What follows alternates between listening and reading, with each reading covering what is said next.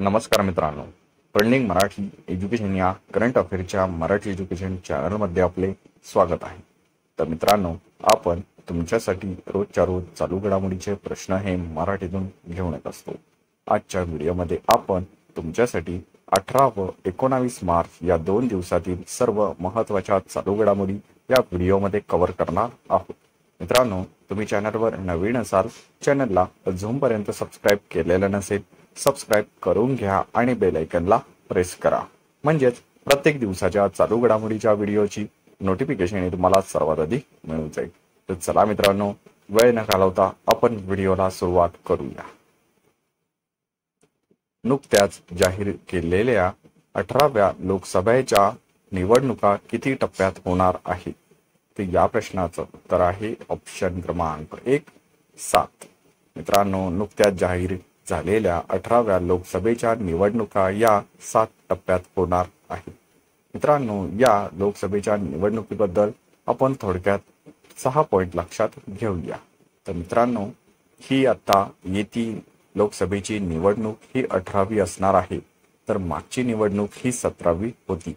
हा पॉईंट लक्षात असू द्या. तर मित्रांनो, भारताच्या 18व्या लोकसभेची निवडणूक ही 19 एप्रिल ते 1 जून 2024 या कालावधीमध्ये पार पडणार आहे. मित्रांनो, तारीख लक्षात असू द्या, 19 एप्रिल ते 1 जून. तर मित्रांनो, महाराष्ट्र राज्यात लोकसभेच्या निवडणुका या 5 टप्प्यात होणार आहे. तर मित्रांनो, 18व्या लोकसभेच्या निवडणुकीत देशातील एकूण 1.82 कोटी नवीन मतदार हे मतदान करणार आहे. हा देखील पॉईंट लक्षात असू द्या.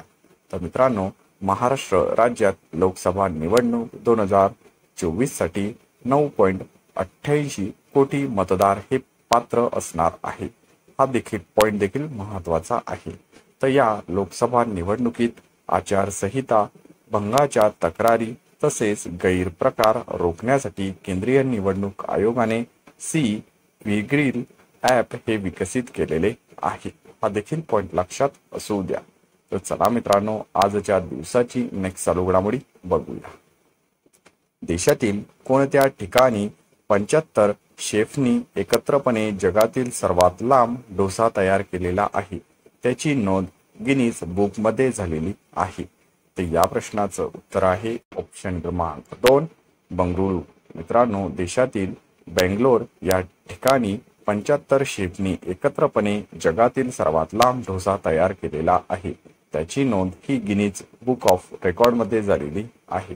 मित्रांनो, बेंगलोर येथे 75 शेफनी एकत्रपणे जगातील सर्वात 123 फूट लांब डोसा तयार केलेला आहे. मित्रांनो, या डोश्याची लांबी देखील परीक्षेला विचारली जाऊ शकते.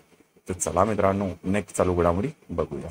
प्रसार भारतीच्या अध्यक्षपदी कोणाची नियुक्ती करण्यात आलेली आहे?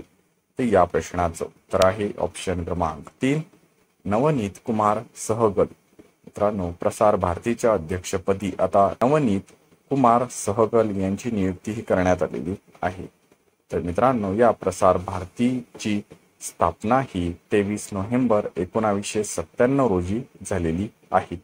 हा देखील पॉईंट लक्षात असू द्या. तर चला नेक्स्ट चालू घडामोडी बघूया. इथेनॉल 100 या इंधनाचा प्रारंभ कोणाच्या हस्ते करण्यात आलेला आहे? तर या प्रश्नाचं उत्तर आहे ऑप्शन क्रमांक 4, हरदीप सिंग पुरी. मित्रांनो, इथेनॉल 100 या इंधनाचा प्रारंभ हा हरदीप सिंग पुरी यांच्या हस्ते करण्यात आलेला आहे. तर हे हरदीप सिंग पुरी केंद्रीय पेट्रोलियम मंत्री आहे. हा देखील पॉईंट लक्षात असू द्या. तर चला नेक्स्ट चालू घडामोडी बघूया. लिमी येथे 2024 हा संयुक्त युद्ध सराव कोणत्या देशात होत आहे? या प्रश्नाचं उत्तर आहे ऑप्शन क्रमांक 1, सेशेल्स. लिमी येथे 2024 हा संयुक्त युद्ध सराव सेशेल्स या देशात होत आहे. तर सेशेल्स या देशात लिमितिये हा युद्ध सराव 2001 या वर्षापासून होत आहे. हा देखील पॉईंट लक्षात असू द्या. 18 मार्च ते 27 मार्च या दरम्यान पार पडणाऱ्या लिमितिये या युद्ध सरावाची ही 10वी आवृत्ती आहे. हा देखील पॉईंट लक्षात असू द्या. तर चला नेक्स्ट चालू घडामोडी बघूया. प्रेस इन्फॉर्मेशन ब्युरो PIBच्या मुख्य महासंचालकपदी कोणाची निवड झालेली आहे? या प्रश्नाचं उत्तर आहे ऑप्शन क्रमांक 2 शेफाली सरन. मित्रांनो, प्रेस इन्फॉर्मेशन ब्युरो PIBच्या मुख्य महासंचालकपदी शेफाली सरन यांची नियुक्तीही झालेली आहे. तर चला नेक्स्ट चालू घडामोडी बघूया. अखिल भारतीय बुद्धिबळ महासंघाच्या अध्यक्षपदी कोणाची निवड झालेली आहे? तर मित्रांनो, या अखिल भारतीय बुद्धिबळ महासंचालकच्या अध्यक्षपदी ऑप्शन क्रमांक 3 नितीन सारंग यांची निवड ही झाली आहे. तर चला आजच्या दिवसाची नेक्स्ट चालू घडामोडी बघूया. मित्रांनो, वुमन्स प्रीमियर लीग त्यालाच आपण WPL 2024 क्रिकेट स्पर्धेचा विजेतेपद कोणत्या संघाने पटकावलेले आहे? तर या प्रश्नाचं उत्तर आहे ऑप्शन क्रमांक 4 रॉयल चॅलेंजर्स बेंगलोर. मित्रांनो, RCBने वुमन प्रीमियर लीग 2024 चे विजेतेपद हे पटकावलेले आहे.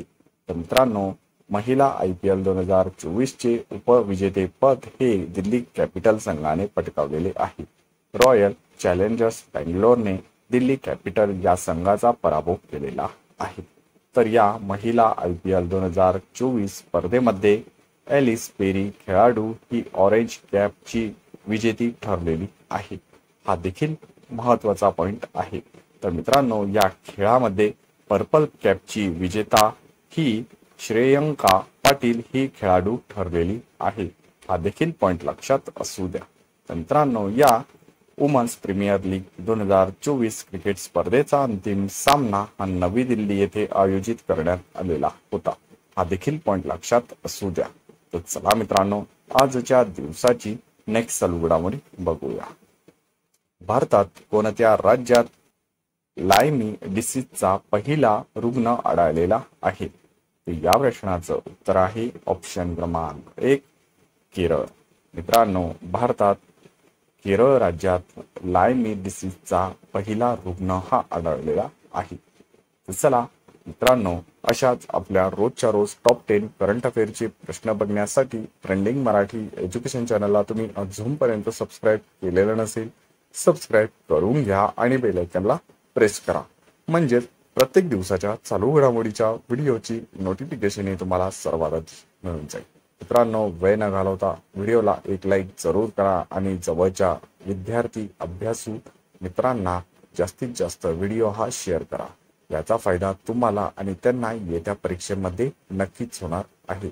मित्रांनो, तुम्ही पूर्ण व्हिडिओ बघितल्याबद्दल तुमचे ट्रेंडिंग मराठी एज्युकेशन या करंट अफेअरच्या मराठी एज्युकेशन चॅनल तर्फे मनापासून धन्यवाद.